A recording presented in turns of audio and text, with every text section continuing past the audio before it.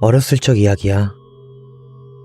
어렸을 때 나는 아무리 좋게 말해도 말썽꾸러기였었지. 온 동네를 쑤시고 다니며 말썽이란 말썽은 모두 부렸었고,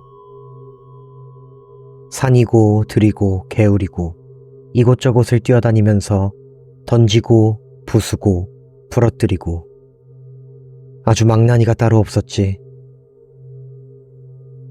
그러다가 하루는 친구들과 함께 계곡에서 물수제비를 뜨다가 친구들이 모두 점심을 먹으러 집으로 돌아가고 나는 집에 돌아가기 싫어서 혼자 계곡 바로 뒤편에 있는 산으로 올라갔었지.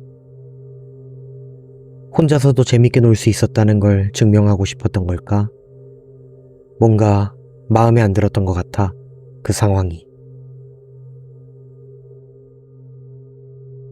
씩씩대면서 산에 올라서 이곳저곳을 닥치는 대로 건드려 보며 산을 타고 다녔지.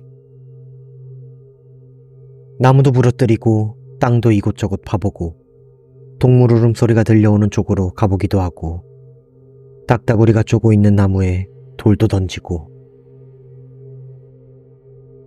맞아, 악동이지. 철없는 막무가내 악동.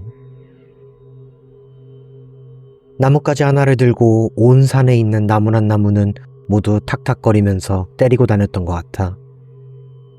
어릴 적 봤던 아주 멋있는 무사 영화를 따라했던 것 같아. 어쨌든 그러고 다니다가 문득 나무들 사이로 무언가 형체가 보인 것 같았어. 고라니인가 싶었지만 뭔가 다른 느낌? 말로 설명하기는 어려운 무언가 희미한 느낌이랄까? 그것을 봤다고 내가 생각했던 순간 마음속에서 쿵, 아니 좀 더 지잉거리는 느낌이 들었어. 그리고 엄청나게 잘못한 느낌. 엄청나게 호되게 혼나는 기분. 가장 무섭다고 생각했던 할아버지의 모습으로 내 마음속 깊은 곳에서 나를 엄청나게 혼내고 있었어. 나는 그 자리에 풀썩 주저앉아서 엉엉 울었어. 무서운 게 아니라 정말로 말썽을 부리고 우리 할아버지한테 크게 야단을 맞았을 때의 기분처럼 서럽고 놀랐다고 해야 되려나? 그런 느낌이었어. 그러다가 툭툭 내 머리 위로 무언가 떨어지더라. 그건 도토리였어. 분명 도토리 나무는 없었던 것 같은데 머리 위로 5개 정도의 도토리가 떨어졌어. 도토리를 손에 집자 난 이 도토리들을 씹는다면 용서받을 수 있겠다는 생각이 들었어. 아니, 확신이 들었어. 난 곧장 울먹이면서 잘못했다고 중얼거리면서 근처에 군데군데 나무 사이 비어있는 땅에다가 하나하나 정성스럽게 도토리들을 심었지. 마지막 도토리를 심고 나서의 기억은 잘 나지 않아. 난 산 아래 친구들과 물수제비를 하던 계곡으로 어느샌가 내려와 있었고 손에는 낡은 지팡이 하나가 쥐어져 있었어. 아주 단단하고 매끄럽지만 뭔가 아련한 느낌이 들던 지팡이. 난 그 지팡이를 할아버지한테 드렸고 할아버지는 뭔가 안다는 듯한 표정으로 나를 흐뭇하게 바라봤지만 이야기는 해주시지 않았어. 그저 철이 들 때가 되었구나 라고만 어렴풋이 말씀해 줄 뿐이었지. 그날 이후부터는 말썽을 잘 부리지 않았던 것 같아. 물론 천방지축 개구장이었지만 남에게 피해를 끼치는 말썽은 부리지 않았지. 아직도 그 기억이 사실이었을지 아님 어린 마음에 헛것을 본 것인지는 모르겠지만 난 항상 그 기억이 나를 바르게 자랄 수 있도록 도와준 것 같아 감사하게 느끼고 있어.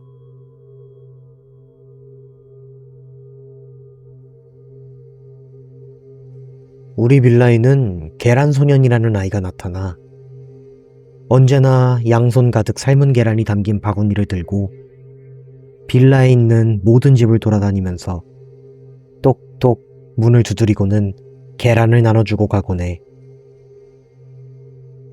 언제나 그런 건 아니고 거의 매달 초 화요일 딱 하루만 그렇게 계란을 나눠주러 와. 귀엽고 애교 많은 아이가 계란을 나눠주니 딱히 거부감도 없었고 무엇보다 아이가 나눠주는 계란의 맛이 너무나 맛있었기에 매달 초 그 아이를 기다리고 있는 사람들도 많았었지. 심지어 아이가 찾아오는 화요일 날 연차를 쓰는 사람도 있을 정도였어. 빌라에서 가장 오랫동안 살고 계셨던 할머니 한 분은 아이가 찾아온 지 벌써 10년도 넘었다고 말씀해 주시더라.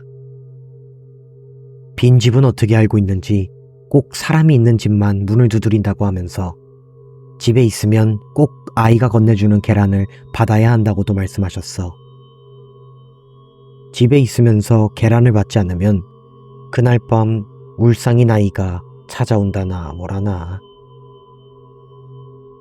뭐 마냥 헛소리는 아닌 것 같은 게 진짜 괴팍한 아저씨가 우리 옆동에 살거든. 저번에 아이가 찾아왔을 때 아주 난리를 쳤나 봐. 모처럼 쉬는 날 자고 있는데 아이가 찾아와 자신의 잠을 깨웠다며 아이가 건네는 계란도 받지 않고 문을 닫아버렸대. 그날 새벽에 그 아저씨 아주 소리 지르고 난리도 아니었대. 그만해달라면서 난리를 하도 치는 바람에 경찰도 오고 주민들도 다 깨서 수군거렸고 밤에 그 아이가 찾아와서 자기 바로 귓가에다가 대고 울상으로 계란 받으라고 소리를 질러대고 있었다나 봐. 그 아저씨 그날 이후로는 길을 쓰고 화요일에는 집에 남아있지 않으려고 해. 뭐 나는 여전히 찾아오는 아이에게 항상 감사하고 있지. 내가 볼 때는 그 아이 귀신이 맞을 것 같아. 그 누구도 아이가 누군지 부모가 누군지도 모르고 어디서 오고 어디로 가는지조차 모르니까. 그래도 누군가에게 해를 끼치기는커녕 우리에게 늘 즐거움을 주니까 괜찮다고 생각해. 계란도 정말 맛있으니까.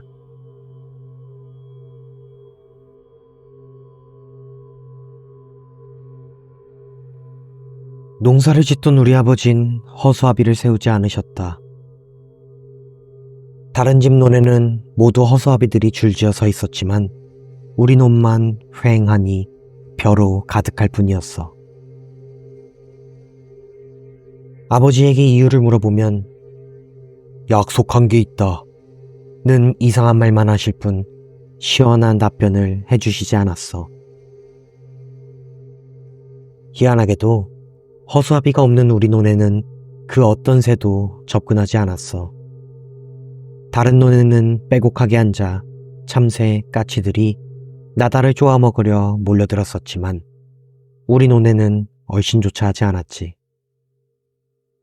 아버지는 당연하다는 듯 그런 광경을 신경조차 쓰지 않았고 다른 논 주인들도 그저 일을 할 뿐 우리 논을 신경 쓰지 않았어. 그러다가 어느 날 이장님이 집에 찾아오셨어. 이장님은 아버지에게 검은 봉투로 쌓여있는 무언가를 건네주면서 올해도 잘 부탁한다고 말씀하셨어. 아버지는 꾸벅 인사를 건네고 급히 나갈 채비를 하셨어. 어디 가시냐 물어도 금방 올 테니 먼저 자라며 나를 방으로 억지로 밀어넣었어. 하지만 난 너무나 궁금했어. 나는 방에서 옷을 주섬주섬 챙겨 입고 아버지가 나가는 소리가 들리길 문에 귀를 대고 기다렸어. 이윽고 아버지가 문을 나서는 소리가 들리고 나는 조용히 방문을 열고 아버지를 뒤따라갔어. 아버지는 우리 논이 있는 곳으로 향했어. 아버지는 논에 도착하신 후 주위를 두리번거리시더니 논 중앙에 있는 조그만한 턱에 앉으시고 다시 두리번거리셨어. 나는 조금 떨어진 수로 밑에 쪼그려 앉아 그런 아버지를 지켜보고 있었어. 이웃과 아버지는 아까 전 이장님에게 받은 검은 봉투에서 무언가를 주섬주섬 꺼내시고 조그만한 턱에 올려놓으셨어. 이후 아버지는 다시 집 가는 길로 뒷걸음치며 고개를 푹 숙이고 걸어가셨어. 나는 아버지가 놓은 것이 뭔가 하는 궁금증에 아버지가 완전히 사라지면 가서 확인해 볼 참이었지.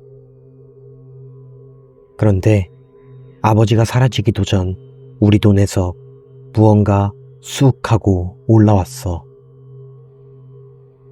캄캄한 어둠을 뚫고도 그 무언가는 둥, 둥, 둥 하는 소리와 함께 벼들 사이에서 계속해서 올라왔어. 그 키가 아버지의 2배는 되어 보였고 그 덩치는 황소처럼 두껍고 단단해 보였어.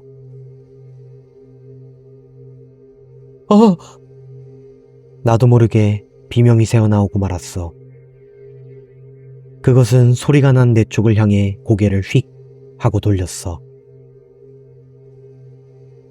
아무것도 보이지 않는 그 어둠 속에서 나는 또렷하게 그것이 나를 노려보고 있다는 것을 알 수 있었어. 얼마나 그렇게 서로 바라보고 있었을까. 내 목덜미를 누군가 낚아채듯 끌어당겼어. 아버지였어. 아버지는 나를 재빨리 끌어당기며 나를 거의 안아들고서는 집으로 뛰쳐갔어. 묵직한 무언가가 쿵, 쿵 하면서 따라오고 있었지만 나는 감히 쳐다볼 생각은 할 수가 없었어. 집에 도착해 아버지는 나를 방에 던져놓고 문을 굳게 잠근 후 문 앞을 지키셨고 나는 이불 속에서 벌벌 떨다가 잠이 들었던 것 같아. 다음날 아버지는 화가 난 듯 소리 지르는 이장님을 돌려보내시곤 곧장 떠나야 한다 라는 말을 하시곤 어디론가 나가셨어. 우리는 사흘 후 그 마을을 떠났어. 그 후 아버지는 일용직을 전전하시면서 나를 키우셨고 약속이라도 한 듯 그날의 일은 결코 언급하지 않았어. 정말 나중이 되어서야 아버지가 술김에 내뱉으신 말에서 허수아비 대신 서 있는 것, 새의 시체를 먹여 잡아야 할 것을 알려준다. 식사하는 모습을 부끄러워한다. 단편적인 그때의 일을 들을 수 있었을 뿐이야.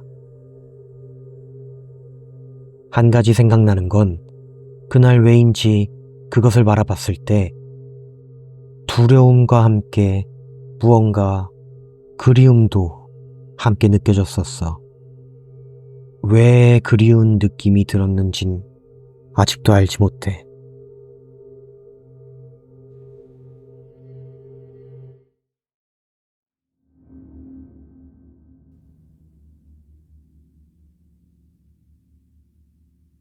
내가 고등학교 때 살던 아파트 엘리베이터에는 거울이 양쪽으로 마주보고 있었어. 그 끝없이 이어지는 거울과 거울. 그 가운데 오직 나 하나. 그게 참 신기했던 것 같아. 종종 그렇게 끝없이 펼쳐지는 거울의 풍경을 보고 있으면 마음이 안정되는 기분도 들곤 했어.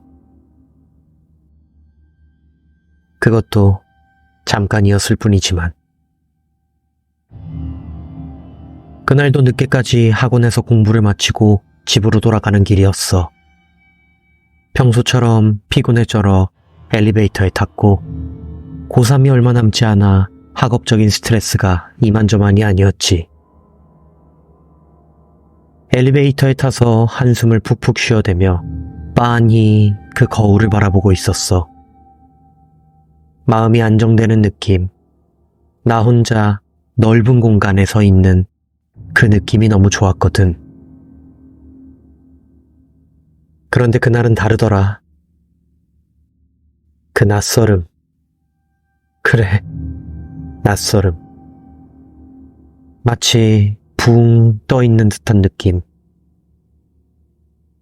무언가에 홀린 듯 거울을 쳐다보고 있었어. 정말 이상하게 평소에는 그렇게 짧게만 느껴지던 엘리베이터에서의 시간이 그날따라 하루보다 더 길게 느껴지는 거야.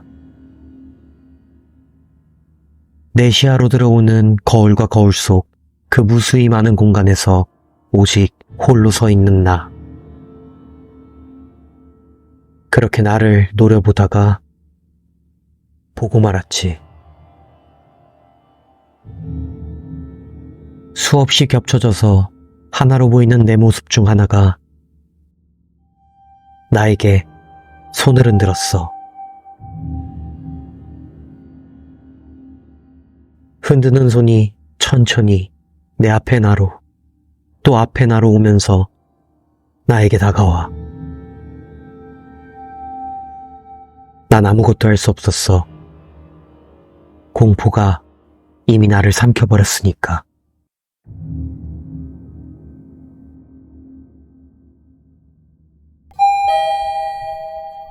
엘리베이터 멈추는 소리와 함께 담배 피러 가는 형과 마주치고 그제서야 난 움직일 수 있었어. 그리고 다시는 그 엘리베이터를 타지 않았어. 부모님은 내가 스트레스 때문이라고, 형은 겁쟁이라고 놀려댔지만 난 여전히 그 경험이 현실이라고 믿었지. 결국 우리 집은 이사를 떠나게 됐어. 나 때문이냐고? 아니, 그건 아니야. 나에 이어서 형도, 아버지도 모두 나와 같은 경험을 했거든. 아버지가 그렇게 파랗게 질려서 덜덜 떨던 모습은 처음이었어. 확실히 거울이 마주보고 있는 구조는 그리 좋은 구조는 아닌 것 같아. 더 이상 그 무수한 공간에서 정말로 내가 혼자 있다고 믿을 수가 없으니까.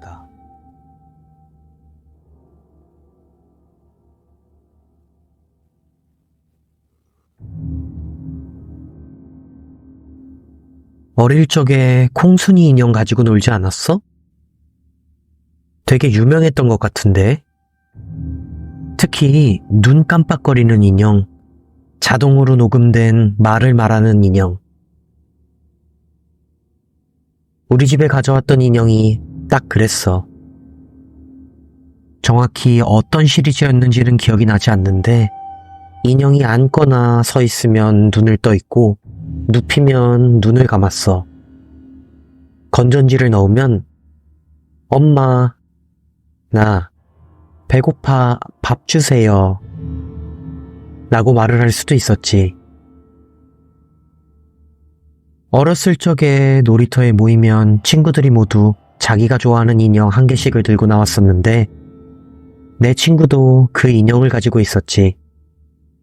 그 친구가 너무나 부러웠어. 우리 엄마는 그런 인형을 사주시지 않으셨거든. 사람을 닮은 인형은 무섭다는 이유로 말이야. 곰인형이나 다른 인형들도 많았지만 사람 인형은 하나도 없던 나에게 그 친구의 인형이 너무나도 탐나 보였어.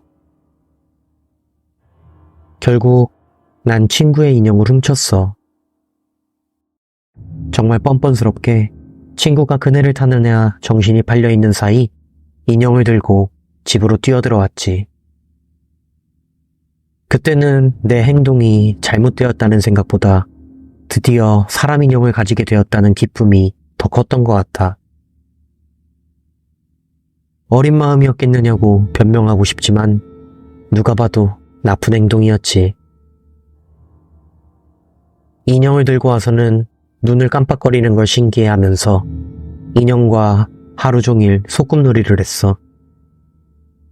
엄마가 오기 전까지 인형이 하는 말도 들으면서 아주 재미나게 놀았던 것 같아. 엄마가 집에 돌아오기 직전에는 혹시라도 소리가 나올까 건전지도 빼두고 내 침대 아래 깊숙한 곳에 인형을 처박아두고 내일 또 인형을 가지고 놀 생각에 신이 났었지. 하지만 그날 밤 잊을 수 없는 일이 일어나고 말았지. 침대에서 자고 있던 내 어깨를 누가 툭툭 치는 느낌이 들어서 깨버린 거야. 부스스 일어나서 주위를 돌아봤지만 아무도 서 있지 않았어. 신경 쓰지 않고 다시 자려 하는데 이번엔 내 다리를 툭툭 건드렸어. 뭐지? 뭐지? 하면서 주위를 다시 봐도 아무도 없어. 난 무서워졌어. 울먹이면서 엄마! 하고 크게 소리를 질렀어. 근데 침대 아래에서 대답이 들리더라. 엄마! 하고 말이야. 너무 무서웠어. 엄마는 오지 않아. 난 이불을 뒤집어 쓰고 바들바들 떨고 있었어. 근데 내 이불이 스르르 끌려 내려가더라. 이불을 세게 붙잡고 버텼어. 근데 그 힘을 당해낼 수 없었어. 결국 이불하고 함께 난 침대 아래로 떨어져 버렸어. 그리고 거기서 눈이 마주치고 말았어.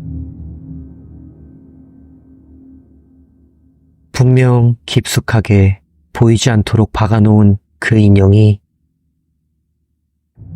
누운 상태에서는 분명히 눈을 감고 있어야 할 그 인형이 눈에 있는 힘껏 핏줄을 세우고 나를 노려보고 있었어. 원망 가득한 눈빛으로 나를 죽일 듯이 노려보고 있었어. 아무것도 하지 못했어. 현실이 아니라고 믿었어. 그리고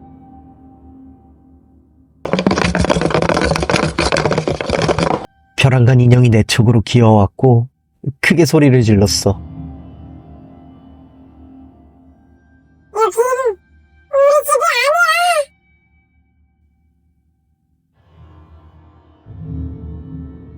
난 정신을 잃었고 정신을 차렸을 때 잠이 들던 그때와 똑같이 침대 위에서 이불을 덮고 깨어났어. 하지만 그 충격은 가시지 않더라. 인형은 여전히 내 침대 아래 깊숙이 박혀 있었어. 난 그날 바로 인형을 친구에게 들고 가 돌려줬어. 훌쩍거리면서 정말 미안하다고 사과를 하니 친구도 용서해 주더라. 난 그날 이후로 인형을 기피하게 됐어.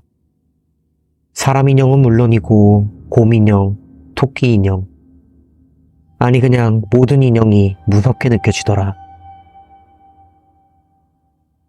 그 인형은 정말 친구네 집이 좋았던 걸까? 아님 그냥 나쁜 짓을 한 나를 혼내고 싶었던 걸까?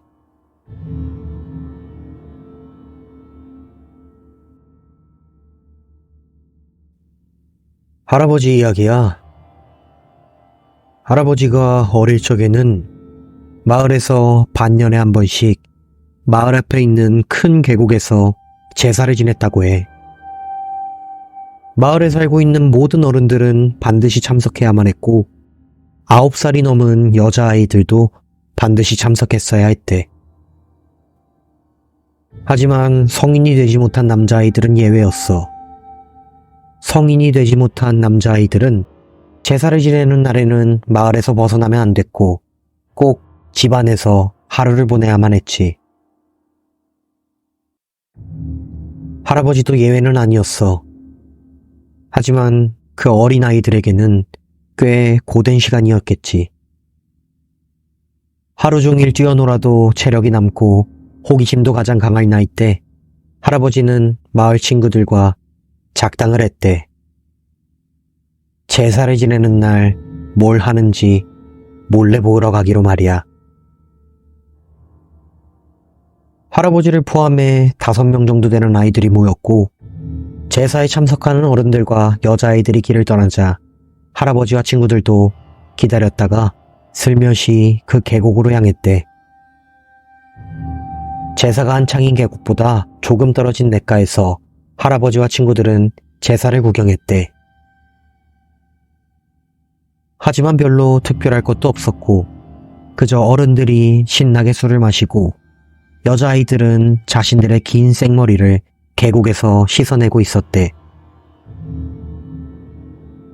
별것도 없는데 왜 우리만 오지 말라고 하는 건지 모르겠다며 궁시렁거리고 있을 때 친구 중 한 명이 야야 저기 봐봐 라며 제사를 지내는 계곡 반대편을 가리켰대. 할아버지가 그쪽을 바라보자 벌거벗은 노인 한 명이 쭈그리고 앉아서 무언가를 하고 있더래. 무엇을 하나 유심히 보니까 검은색 기다란 수초 같은 걸 두 손으로 빡빡 씻고 있더라는 거야. 그러다가 제사에서 둥둥 거리는 북소리가 울리자 노인이 벌떡 일어나더니 손에 그 검은 무언가를 꼭 쥔 채 덩실덩실 춤을 추더래.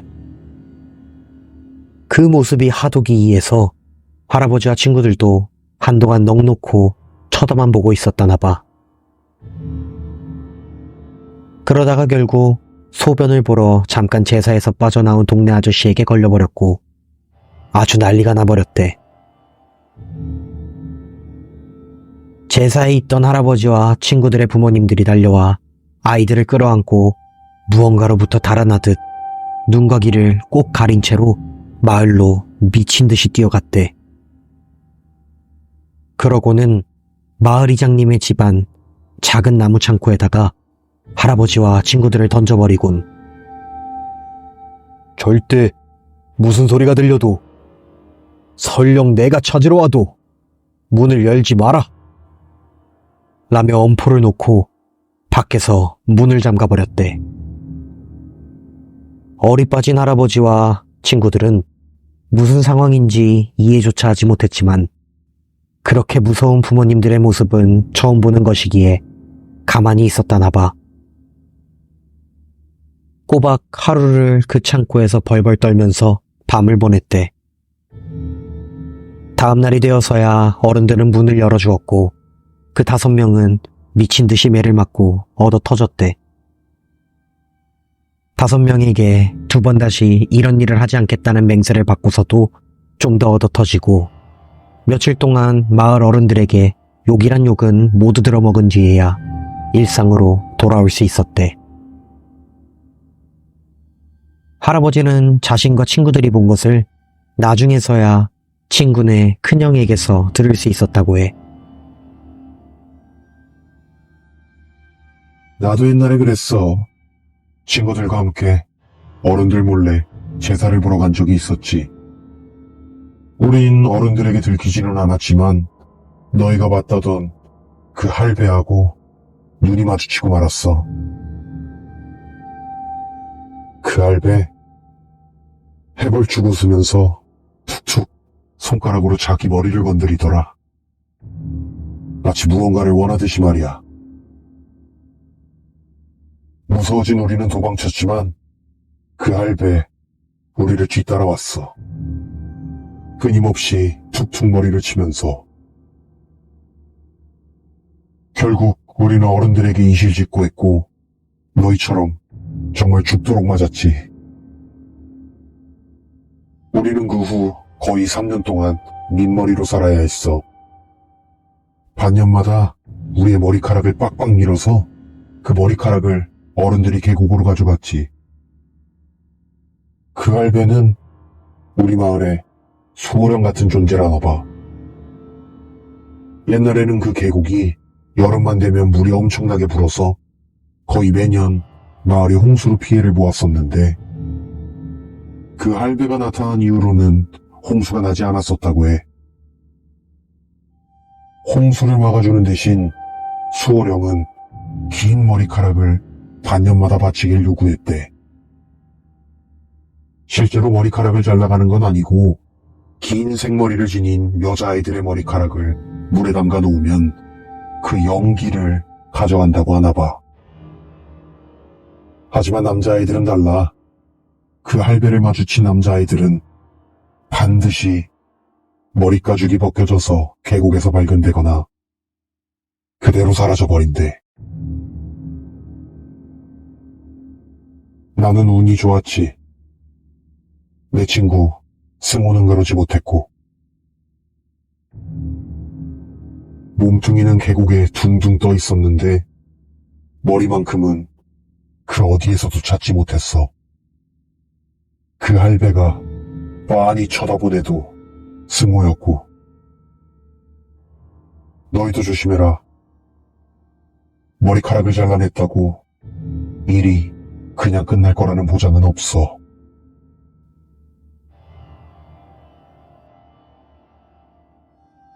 할아버지의 이야기는 여기서 끝이야. 당연히 거짓말이겠지. 원래 옛날부터 물귀신에 대한 미신이 많이 있잖아. 나도 저번 주에 할아버지 고향 마을 계곡으로 놀러 갔지만 그런 노인은 본 적이 없었는걸. 그래도 뭐 썩 괜찮은 얘기였어.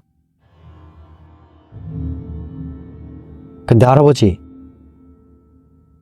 아까부터 창문에서 이상한 할배가 우리 집을 노려보고 있는데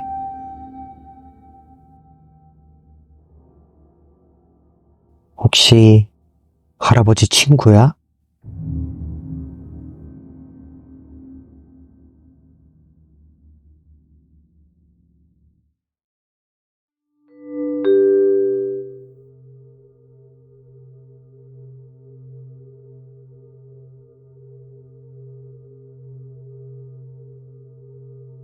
가끔씩 시골에서 내리는 비는 왠지 모르게 한 번쯤 맞아보고 싶은 충동이 들 때가 있어.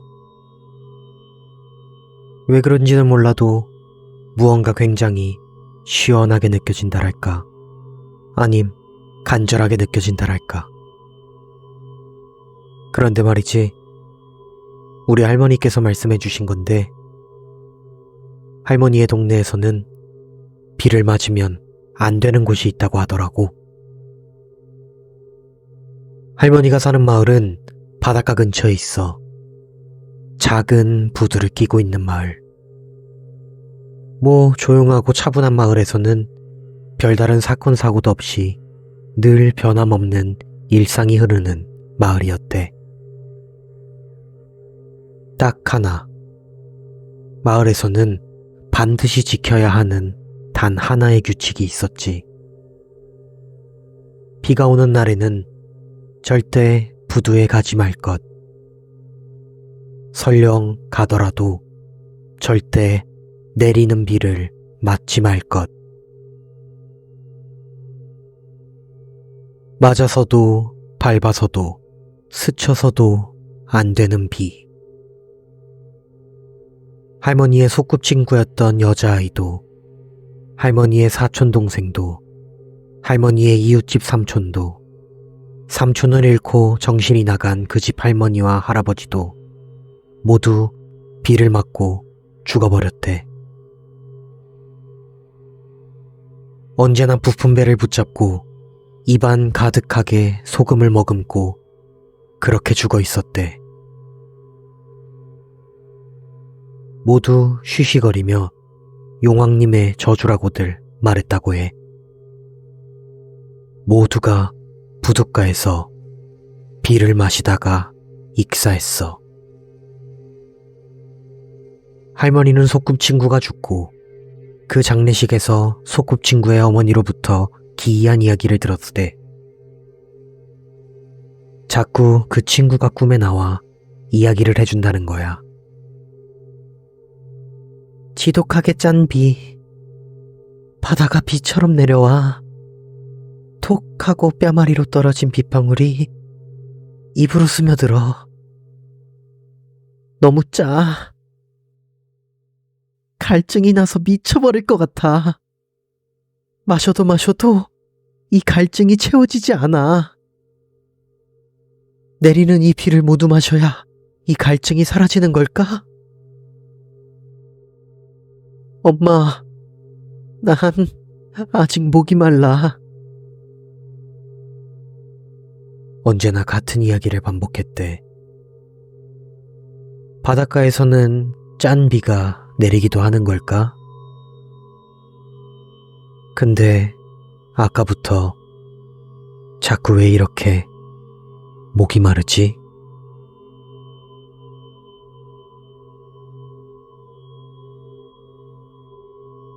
집 앞에는 아이가 서 있어. 작은 아이. 마치 어디선가 본 듯 익숙한 아이. 하얀 보따리를 메고 군데군데 빨갛게 물든 누런 한복을 껴입고 있어. 누구지 싶어서 뭐하니 여기서? 가볍게 말을 걸어봤지만 아무런 말도 하지 않았어. 조금 긴 침묵이 지났을까? 스르륵 하고 아이가 나를 향해 고개를 돌렸어. 입술을 움찔거리면서 무언가 할 말이 있는 듯 빤히 나를 쳐다보고 있어. 위화감으로 가득 찬 그 아이. 난 그 낯선 위화감이 무엇인지 알고 싶었어. 그리고 얼마 지나지 않아 그 정체를 알 수 있었지. 아이는 흑백이었어. 마치 오래된 TV에서 나오는 흑백 영상처럼.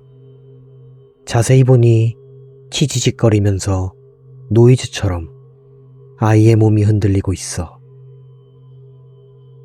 기분 나쁜 위화감은 그 정체를 알아차리자 더 깊숙이 몰려오기 시작해. 그러다가 아이가 검지손가락을 툭 하고 자기 가슴에 올려놨어. 그리고는 미친 듯이 가슴을 후벼 파기 시작했어.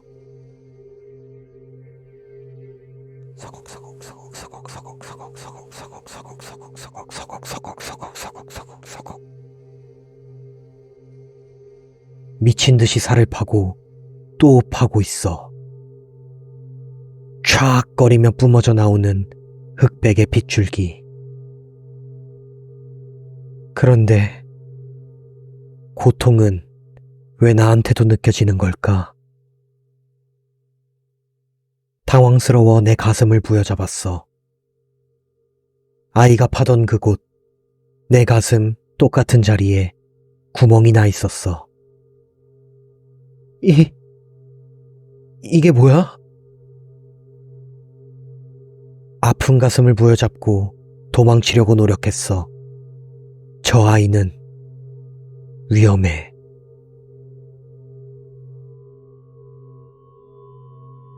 하지만 몸은 왜인지 움직이지 않아.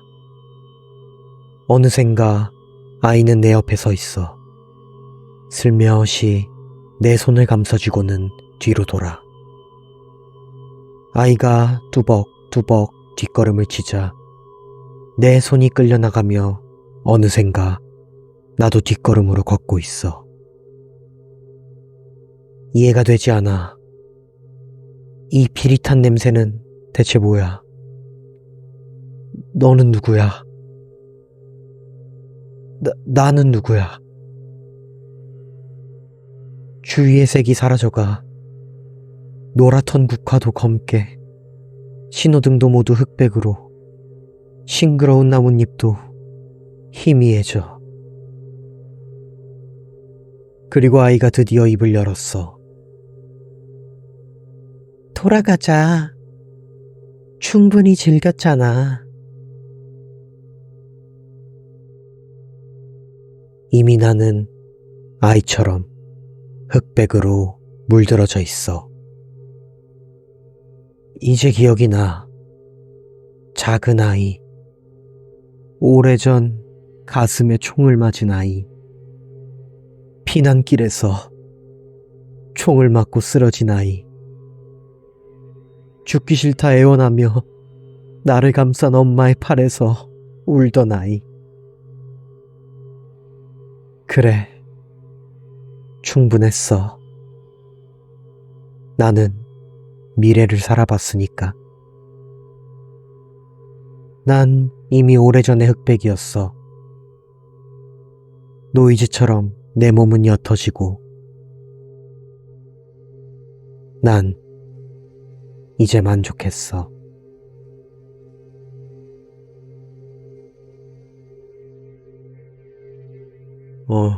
우리 아들은 조금 특이해. 태어날 때부터 그랬을 거야. 아내의 뱃속에 있었을 때부터 우리 아이는 태동조차 하지 않았어. 병원을 찾아가도 아이에게는 전혀 이상이 없다고 말할 뿐 왜 움직이지 않는지는 설명해주지 못했어. 아내하고 나는 건강에는 문제가 없다는 이야기를 듣고는 그저 날 닮아서 굉장히 소심한가 보구나 하고 말았지. 문제는 아이가 태어났을 때부터야. 아내가 말하길 아이가 태어났을 때 아이가 울지 않았었다고 해. 그저 멍하니 멀퉁멀퉁 자신을 안고 있는 간호사를 보고 있었대. 그러다가 뭔가를 깨달은 듯 아 하는 짧은 탄식을 내뱉은 뒤 으앙거리면서 우는 척을 했다는 거야. 아들의 기행은 거기서 끝나지 않아. 아들은 울지 않았고 자신이 원하는 것은 언제나 손가락으로 지목했어. 밥이면 밥을, 잠이면 침대를, 심심하면 TV를 가리켰어. 걸음마도 남들보다 빨랐고 말을 할 수 있을 때가 되어서는 우리에게 이상한 소리를 해대기 시작했지. 10살이 되면 떠나야 돼. 나라서 미안해. 그저 실수일 뿐이야. 나는 아내와 정신병원과 상담센터, 유아행동교육센터 등 모든 곳을 닥치는 대로 찾아다녔어. 내 아들은 결코 정상은 아니었어. 그런 아들이 무섭다기보단 너무 걱정되었어. 혹시라도 아들이 잘못될까봐 너무나도 두려웠던 것 같아. 부모의 마음이란 참. 여하튼 어디를 찾아가든 무엇을 해보든 내 아들은 변하지 않았어. 아들은 그저 늘 똑같이 10살이 되면 떠나야 돼 라고 말했어. 결국 마지막으로 우리 부부는 무당을 찾아가 보기로 했지. 더 이상 찾아갈 곳이 없었거든. 마지막 지푸라기를 잡는 심정으로 우린 용하다는 무당을 찾았어. 하지만 무당은 말 그대로다 라며 말을 아끼더라고. 우리는 무당을 붙잡고 대체 그게 무슨 소리냐며 제발 알려달라고 싹싹 빌었지. 무당은 붙잡는 우리를 뿌리치려 했지만 목숨을 걸고 매달리는 우리에게 결국 졌다는 듯 짧게 말해주더라. 잘못 태어났어. 인간이 될 뿐이 아니시다. 보다 높아. 자세한 건 알 거 없어. 그저 마음을 비워. 우린 결국 아무런 희망도 품지 못했어. 무당까지 우리 아들을 도와주지 않았어. 우리 부부는 그저 그런 아들을 지켜볼 수밖에 없었어. 지금 우리 아들은 9살이야. 우리에게 엄마, 아빠라고 부르며 말도 잘 듣고 학교도 잘 다니고 있는 착한 아이야. 하지만 아이는 언제나 잠이 들기 전 우리에게 찾아와 미안하다고 곧 작별할 거라는 말을 해. 그럴 때마다 내 가슴은 찢어질 듯 아파와. 아들은 그저 특이할 뿐 내 아들일 뿐이야. 그런 아들이 자꾸 어디론가 떠나가려 해. 곧 아들의 생일이야. 10살이 되는 생일. 난 그날이 오지 않았으면 좋겠어. 정말로 우리 아들이 어디론가 떠나버릴 것 같아.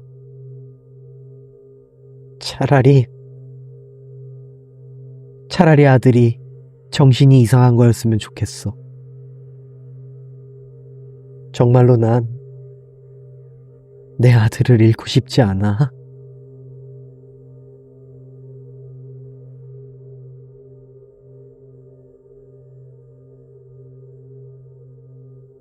야, 아직도 기억난다.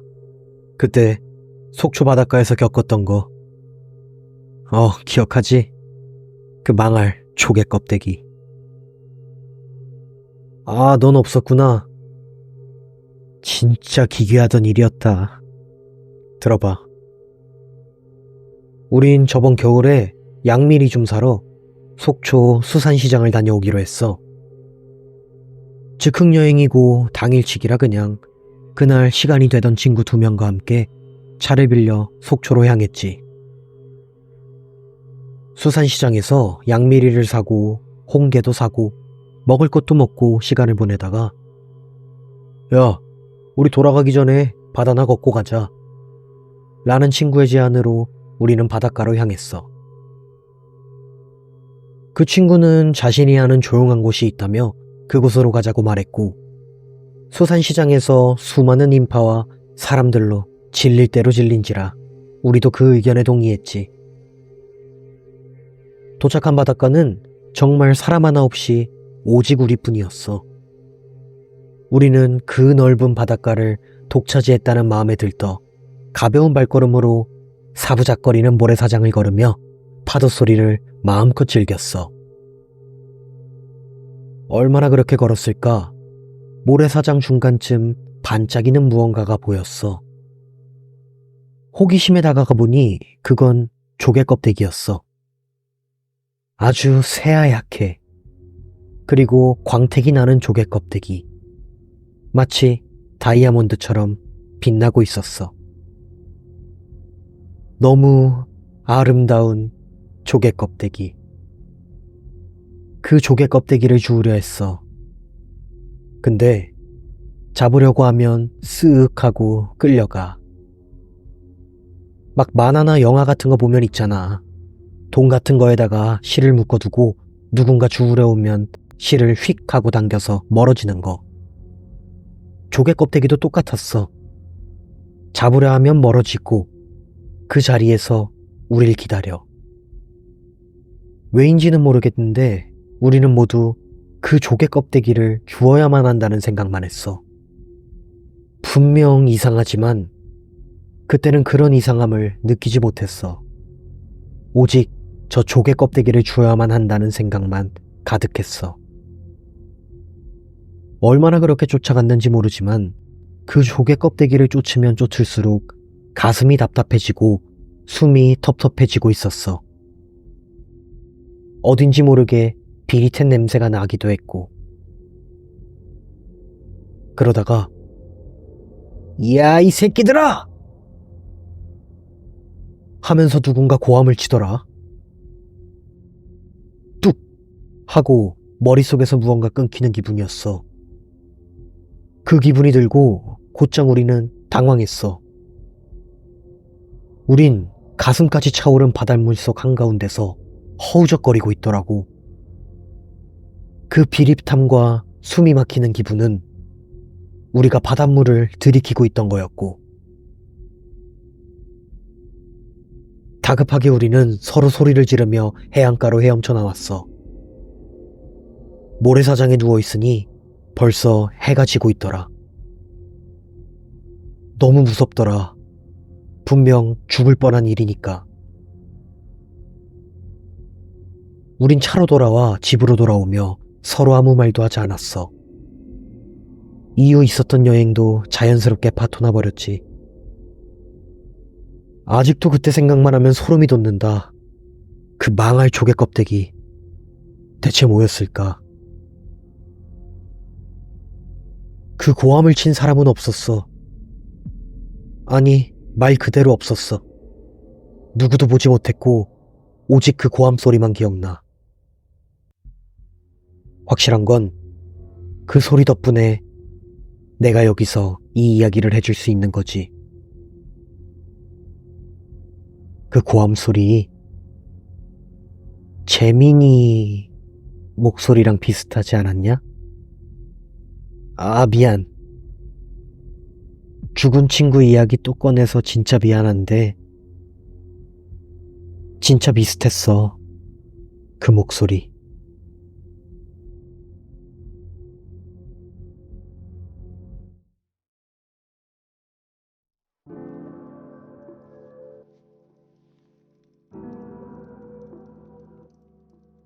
꼭꼭 숨어라 머리카락 보일라 숨었니? 어디 숨었나 찾는다. 찾았다. 아이 참, 왜 맨날 내가 먼저 걸리는 거야? 꼭꼭 숨어라 머리카락 보일라. 찾았다. 어? 여긴 찾을 줄 몰랐는데? 꼭꼭 숨어라 머리카락 보일라.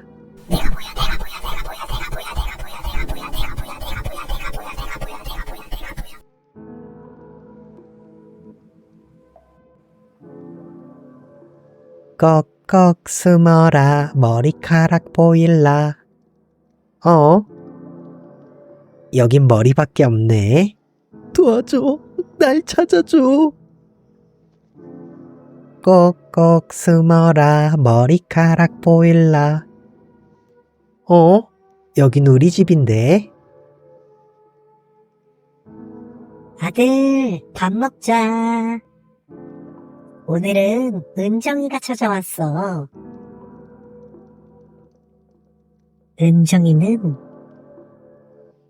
다리가 맛있단다. 꼭꼭 숨어라 머리카락 보일라. 다 찾았나? 아, 민수가 남았네.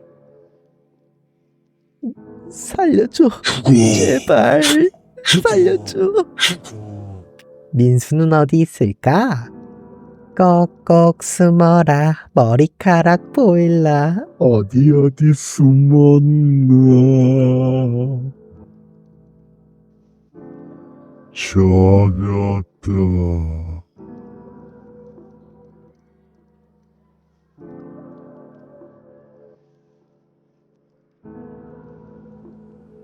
가끔씩은 두려워. 내가 적고 있는 이 글들, 내가 만들어낸 이 영상들이 그저 사람들 사이에서 잊혀질까봐. 항상 그 두려움을 잊기 위해 열심히 글을 만들어. 지금까지 해준 모든 이야기는 나의 이야기야. 밤마다 머릿속에서 이야기들이 울려 퍼져.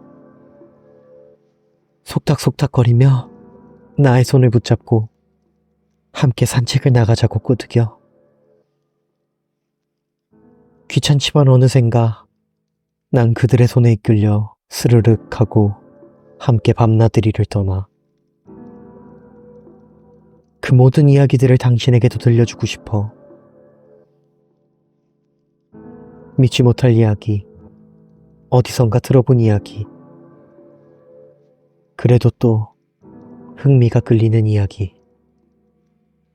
당신에게도 나의 이야기를 들려주고 싶었어. 그래서 이렇게 오늘도 글을 적어. 하지만 아무런 흔적 없이, 당신의 흔적 없이 사그라드는 글들을 보면 너무나도 마음이 아파. 괜한 짓인가 싶기도 하고. 그러니까 꼭 너의 흔적을 내게 보여줬으면 좋겠어. 구독과 좋아요는 내가 당신과 연결되는 아주 간절한 흔적이야. 그러니까 꼭 구독과 좋아요를 남겨줘. 여기 나와 함께 내 손을 잡고 오늘도 밤나들이를 함께하자.